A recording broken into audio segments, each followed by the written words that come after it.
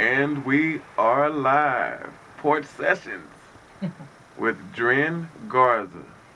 What's I, going down, sir? I don't know how I ended up here. I thought you had to be a daddy to end up in the porch sessions. Well, that you that is you have to be a good dad. Okay. I have a feeling if you have a kid, you're gonna be a I great dad. I have no seeds at the moment, Okay. but But you do have, in my opinion, a history in regards to culture, the sciences, and overall hip hop. That when I moved out here a while back, I heard of you, I heard of your crew, I heard of everything that y'all represented, and it was really, like I told you earlier, before everybody else got on, I felt like I'm still studying hip hop to make sure I don't fuck it up. But but you guys kind of had a way better head start because, again, a better way to put it is, you made what was on the train. I tried to read what was on it when it passed through Oklahoma. So with that said, man, tell the folks who you are, where you from, what you do. I am Adrian Garza, better known in most circles as Dren or DJ Dren. I am the co-founder, DJ producer of Bomb Productions, which is established in 1993, and just love music. Love music, all forms of music, but I grew up with the generation of hip hop. As a matter of fact, I feel more like I'm a child of hip hop, uh, in the perspective that I didn't wake up one day and choose to say that's what I want to be part of. That's the train I want to ride on. I was in it before I even knew I was in it. I was young. I was naive to what I was doing, to what I was listening to, and it was just so natural to me that when I look back at it, it's like if I was just born into it. So that's why, in some perspectives, I say I'm a child of the hip hop culture. You said it was Rockbox, right? Rockbox, Run DMC, that was pretty much like the gateway crew, voices that showed me the color, the sounds, the life, the words, the poetry, the motion to this beautiful thing that I come to adore, which is the hip hop culture. And then, yeah, I could pretty much say um, they're the ones that did it for me. And if I had heard anything else before, then pretty Might not much, be who you are. yeah, I don't know. Okay, so let them know what you do. I I can, talk a lot of shits when I do. well, I consider you a member of the board of directors, if you will. I look up to you. Well, I like to think that I help preserve the original idea of what the forefathers of hip hop culture had intended, uh, which was like Soul Sonic Force said, peace, unity, and just having fun. Um, I'm a big believer and upholder of tradition. I believe hip hop has wonderful tradition. Uh, it gets lost or it never gets professed about or talked about. Um, in this day and age, everything just moves too fast. It's too quick. Digital. It becomes all about business, or it becomes all about enterprising, or just quickly turns into something commercialized for other people's benefit, and a lot of the original idea gets lost, or like I said, was never known. So to the younger generation, or even some of the generation that came up with me, I either remind them or educate them about a lot of traditions and the original idea of what hip hop was, or what it is to me. I like to consider myself fortunate for coming from the generation and being the age that I am. I got to see hip hop in its purest form, somewhat, in its advent days, before it became a culture, before it became an industry, before people started like tagging it and labeling it. Like I said, it was so natural to me. I didn't even know what I was getting into, what I was involved in when I was living it. And to me, it is my life. To other people, it's a sweater that you just slip on, a shoe that you slip on, a word that you say, uh, it's an attitude that you carry around. To me, it's just second nature, like walking, talking, and breathing, and that's why I kind of talk about it in such an extreme manner, A guarded way. or guarded way, or just almost to some people they say I'm very religious about it. Well, when it's something that's when it's your life, yes, you're gonna defend it and you're gonna uphold it and you're gonna make yourself clear and let it be known. That's what I am. That's what I'm made of. Pretty much hip hop has made me the person who I am today. Almost all my judgments, my actions, in some way or another, hip hop has influenced me to make those actions or those judgments, or just carry my whole persona out, or it's built my character in some way or another. And again, I don't mean in the means of like swag or language, but mindset and mentality, and to be a leader and to be an innovator.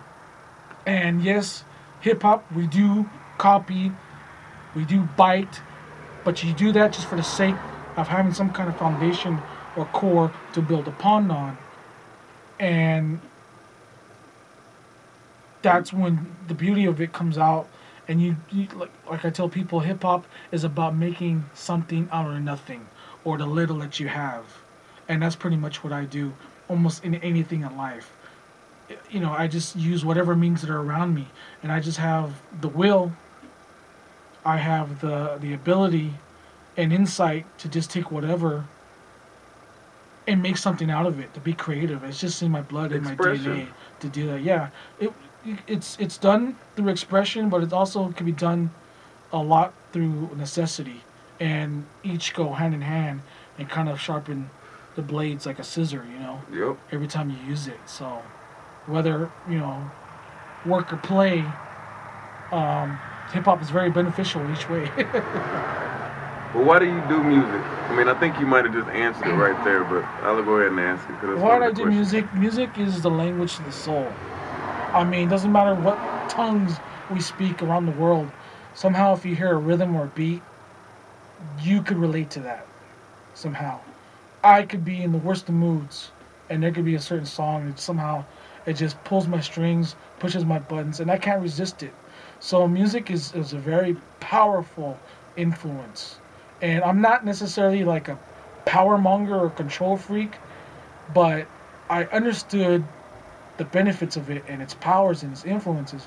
And when I became a DJ at a young age, I really got this high off of being in control of the music. And depending on what song I played, I controlled the atmosphere. I influenced the whole scene. And it gave me that power. Just by knowing if I choose this certain song, if I choose that certain song and put in the certain sequences, I could really control this symphony or this play that's going on in front of me. And that just gave me a high. That just gave me the biggest high, knowing that I could really influence, or even knowing that if someone had a rough day and they came to the party I rocked, I made them forget about that rough day, that moment. I played the right music, and I was their doctor for that moment, Yes, I was sir. their therapist. So I understood the benefits and the influences of music, and I really respected it and appreciated it so much more than just something that just made you move your feet. Okay. Yeah, we got a little interruption. That's what I'm talking about. Okay, so what do you look for when you work with other artists? Because you make music. I mean, that's gonna get me to another question about the beats and the. I just look to see how genuine they are. Not in what they are delivering or producing, but how they are with themselves as well. Is this person just trying to wear a mask, trying to fit in a persona, or is that really coming out of them? Is that them through and through? On any given day, however you slice them, are you going to get the same person, the same kind of attitude? Because there's nothing worse than working with someone and at the end you're finding out their intentions were different. Their whole persona was just a mask. They weren't who they were. So basically, I try to find someone who If I pull the rug from under you, you're still standing on your 2 feet. That's You what's know, up. I want you to be real like that, and I expect nothing less, and I will give you the same thing too. You know, Cool. I'm not gonna be a yes man. I'll let you know, hey, that shit sucks. Let's do it over again. Or, you know, I am a student as well. I'm not also a teacher, and I'm open to any suggestions or any kind of lessons that somehow I may be clouded or under my own influences of other things, and I just can't see it too. So, you know, the whole thing is like, if I work with someone, be real with me, be real with yourself, and I will do the same. That's all I ask for. That will also make great fucking music if you do that. Oh yes, it will. Okay, so we got probably about another 3 minutes. I want to go ahead and get into the gladiator part. Okay. You mentioned the gladiator. I want you to explain why I'm bringing that up. Well, I've always said that hip hop is one of those cultures that's always asking you a question. It's always testing you, and it's for the sake of progression within the culture. Okay, it's not. In other words, all the competition that's in hip hop, it's not for beef. It's not for status. It's so everyone can elevate themselves. And hip hop is just one of those cultures. Is once you open your mouth, you're committing to the fight. You're saying, I'm gonna step into the arena with the rest of the gladiators and the lions. So it's like, unless you want to be recognized, and the game is on, shut the fuck up. But if you're gonna open your mouth, you are saying, I am committing to this fight. I am being part of this. Come and test me. I'll take any punches, any blow that you give me, and because that's what it is. I want to learn what it takes to beat me down. I want to learn what it takes to beat you down. But it's not for beef. It's not for spite. It's not to put down or degrade. It's so I can better myself in my crafts, in this culture, and elevate and progress. Because one thing I hate about certain participants in hip hop is that they get in a rut and they just go in this vicious cycle, vicious circle, and they do not progress. They do not progress. Yes, they'll try out something that works for others, but build upon that, like I've mentioned before. You know, make it something that it was not recognizable before. Progress, innovate. You know, you can follow in footsteps, but there's a time where you got to become the leader too. And That's true as hell. and hip hop needs that. They need the leaders.